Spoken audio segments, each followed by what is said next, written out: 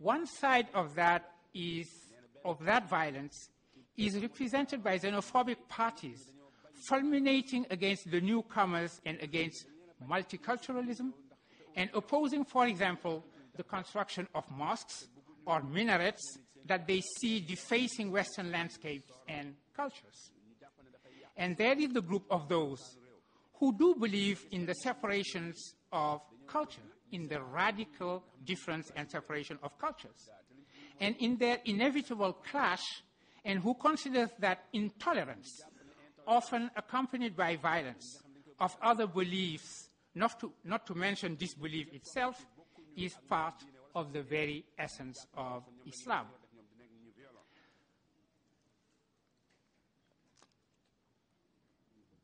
The Muslim religion, they claim, cannot be pluralistic, and for that reason, Muslim immigrants in particular cannot be truly integrated into secular Western societies as long as they retain their Muslim identities. It is with great sadness that we have witnessed just a few days ago what happened in Norway and how such a claim can lead to the most destructive madness. There is also the side of radical Muslim clerics that could generate destructive madness as well, since they continuously vociferate against anything Western and violently dismiss any change they consider to be ipso facto blameworthy. Which is a way of vociferating against life itself, because life, as we understand it, is movement and change. Speaking more generally, there are too many illustrations of what the rejection of difference means as we continuously witness the ways in which the sound and fury of intolerance pit against each other different cultures and different religions, or within the same religion, different interpretations and sects. Now, the alternative to rejection, the other option, is the willingness to not only accept difference, but going further than sheer acceptance, to truly respect and embrace it. The first option can be considered the easy path. In order for me to be comfortable in my own identity, in my own self-righteousness, I simply reject difference as error, deviation, or aberration. Or I can just pay lip service to tolerance of the other's difference, which is insufficient but still is not to be dismissed, as it prevents at least actual wars of religion or cultures. The alternative to that, in contrast, is quite demanding. How can we, in all honesty, not only feel comfortable with difference, not only accept it and tolerate it, but truly embrace it with respect? One cannot obviously take such a course intellectually and spiritually unless one has been truly educated into the belief that one has to be hospitable to difference for two main reasons.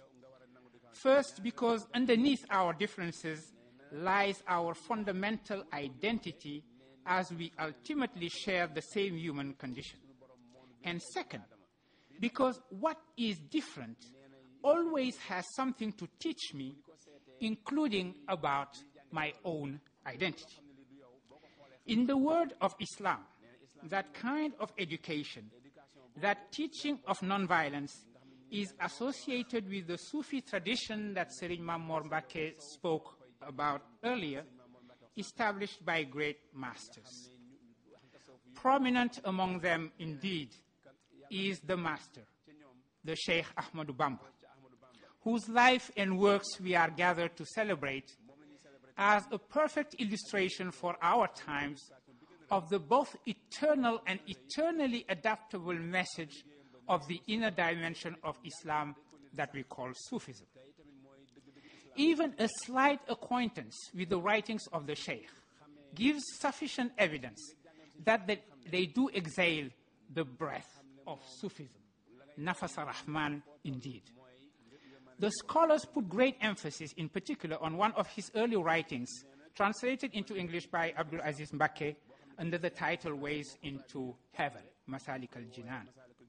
We know from its prologue that the book, written between 1883 and 1887, when the Sheikh was in his early 30s and following the passing of his father, is itself based on a treatise on Sufism written in prose by Ali Adali entitled Seal of Sufism, Khatimatut Tasawwuf. And in order to fully grasp the extent to which Ways into Heaven can be said to epitomize Sheikh Ahmadou Bamba's teaching, let me quote the end of the preface written by its translator, who writes, "Books like Masalik provide us with the essential keys to enter the kingdom of this universal and timeless message." When we consider the message of tolerance and embrace of difference that constitutes Sufism, we should insist on the fact that Sufism is not a sect among other Islamic sects. We often encounter the simplistic presentation of Sufism as the sect of the good guys to be opposed to the sect of the bad guys, whatever that means. To say that Sufism is the inner dimension of Islam is to say that it is not other than Islam itself.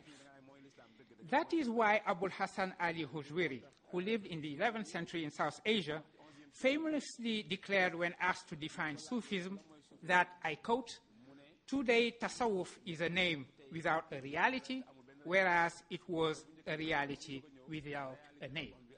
And the Serigne Mamour Mbake just reminded us earlier about those who would just use Sufism as a kind of cloth without the reality underneath the clothes. In the same vein, the Sheikh Ahmadou Bamba simply equated Sufism with Islam. Again, referring to the major reflection by Abdul Aziz Mbake on the philosophy of Khadimur Rasul, as he liked to call himself, we are reminded of his responses to the French general governor when he wanted to know about the organization of the Muridiya Brotherhood. To his first question concerning the initial founder of the Muridiya order, the Sheikh is reported to have answered that there were indeed 3 founders. The first of them was Iman, that is to say faith. The second of them was Islam, in other words, the 5 pillars constitutive of Muslims' worshipping practices. And the third founder, he said, was Ihsan, meaning spiritual perfection, and which has been thus defined: to worship God as though you see him, and if you cannot see him, knowing that indeed he sees you. Of course, this is a reference to the famous hadith in which the Prophet Muhammad ﷺ explained to his disciples those 3 intertwined and ultimately the same dimensions of their religion. The Sheikh's witty response has a profound meaning that we need to meditate. It signifies the refusal to set Sufism apart and to separate it from the true original meaning of Islam, which is simply the pact between the Lord and his human creature. Such a pact was established when, to God's question, "Am I not your Lord? Alastu bi Rabbikum?" the human souls responded in unison, "Bala, indeed."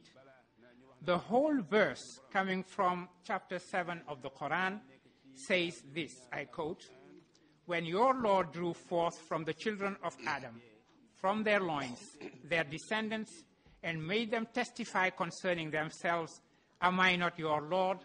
they said, 'Yes, we do testify,' lest you should say on the day of judgment, 'Of this we were never mindful,' or lest you should say, 'Our fathers before us may have taken false gods, but we are their descendants after them. Will you then destroy us